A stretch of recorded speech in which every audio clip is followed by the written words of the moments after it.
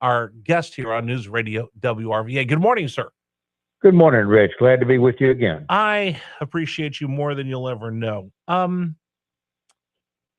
We've been talking this morning about this story of the overpayment by our Commonwealth of unemployment benefits. This isn't fraud. This is simply errors made by the Commonwealth during COVID. And we overpaid somewhere in the neighborhood of 470 some odd $1 million. And the state wrote off $301 million. Just said, we're not going to be able to collect it. They just wrote it off. To me, that's the biggest insult I've ever experienced for taxpayers, that this Commonwealth just said, well, we're just going to write off $301 million that the people paid into the Capitol Square, and they're just going to write it off like it never happened. To me, I'm not even sure what word to use, sir.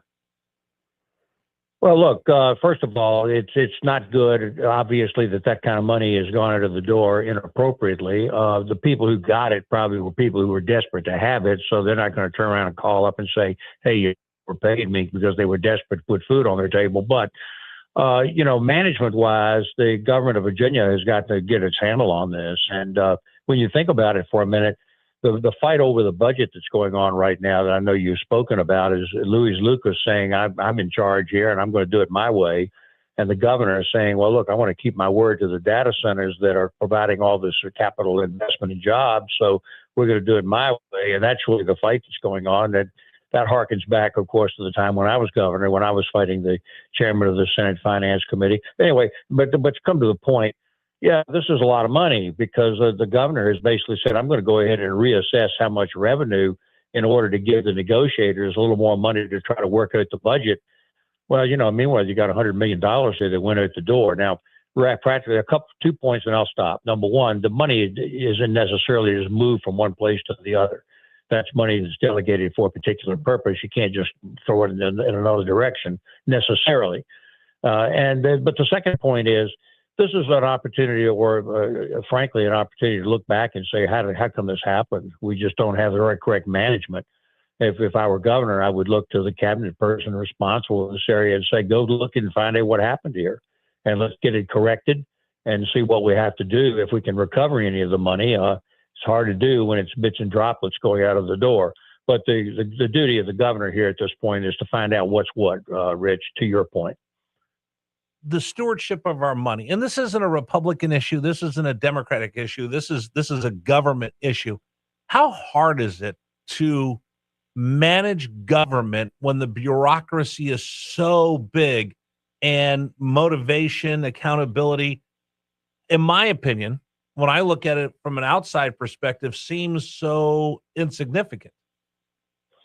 Yeah, and look, the government is set up to do automatic things that we've all agreed over many, many decades to do. And that includes Medicare, Medicaid, unemployment benefits, and things like that. They get kind of automatic.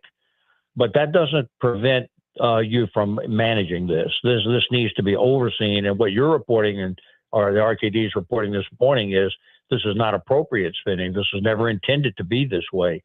So good management of the government of Virginia requires that there's appropriate oversight. But first, you got to find out why it's going wrong and make sure that it doesn't continue.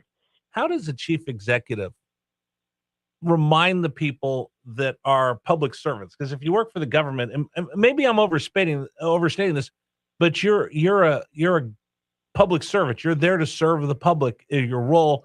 Whether you're the governor, whether you're a member of the General Assembly, you're working somebody at the DMV, that our job is to take care of our constituents. Our job is to take care of the people of Virginia.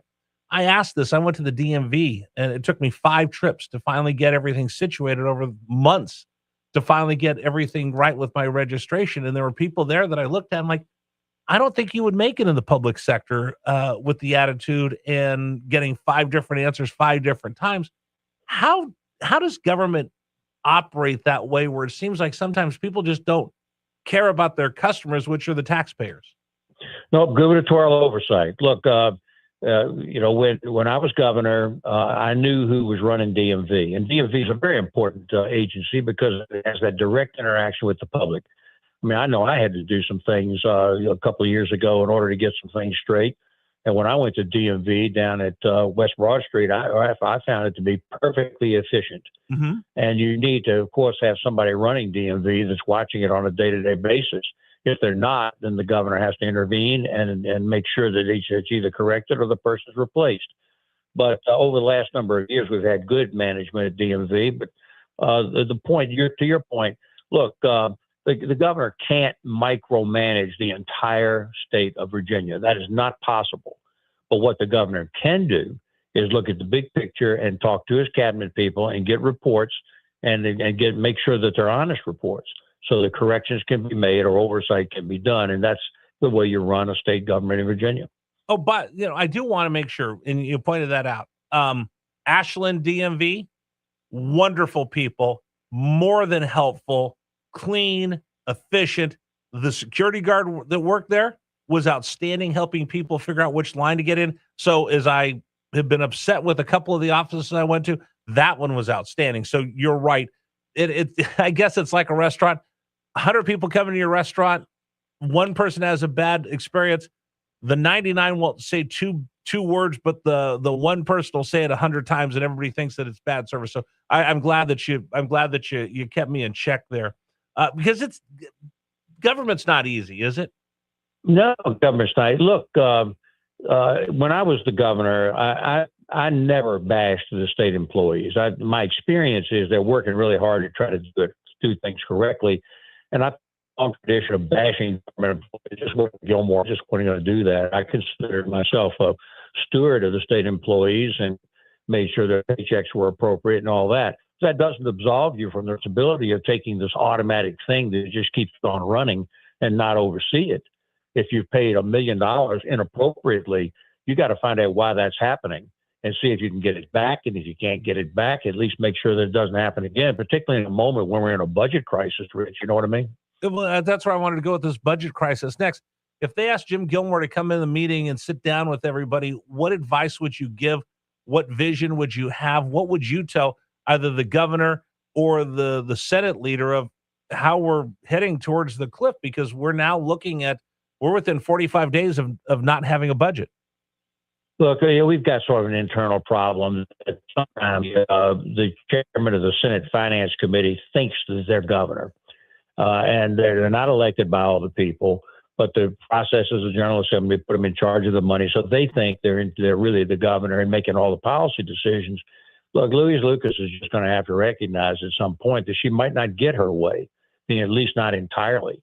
That there are other people that are concerned about other issues, and this business of keeping our word to people who are putting money into the state and providing jobs, as Governor Spanberger is saying, is a real concern. You can't just write that off and betray people. If you betray people who put billions of dollars into the economy of Virginia, you're not going to get more investment because we don't keep our word. And that's a very important consideration, just as important as anything that Louise Lucas wants to do. Well, I mean, I look at Boeing. They showed up in Virginia, and then they left because they didn't think it was long-term in their plans. They didn't make a big deal of it. I saw it. I know the people, I've met some of the people that work to try to bring these businesses here. How can I be negotiating with somebody to open up this business, open up that factory, when I see that we don't keep our word? Sure. And one of the main goals of the governor is to try to boost the economy of Virginia so people have opportunities for jobs. And, particularly at a time like this, when the national policies are raising costs so much in Virginia, the governor's got to do the best they can. Governor Spanberger said, well, I'm going to run on affordability. The thing that people of Virginia need to watch is whether or not Governor Spanberger is actually doing anything to try to create affordability, or whether she's following the normal Democrat line of just increasing taxes and increasing costs and increasing expenses of the people of Virginia. That has to be assessed. We're not that far into the administration. There's plenty of time to look at it and decide whether she's actually doing what she said she's going to do. But she doesn't have a lot of help out of the General Assembly at this point, and I sort of get that.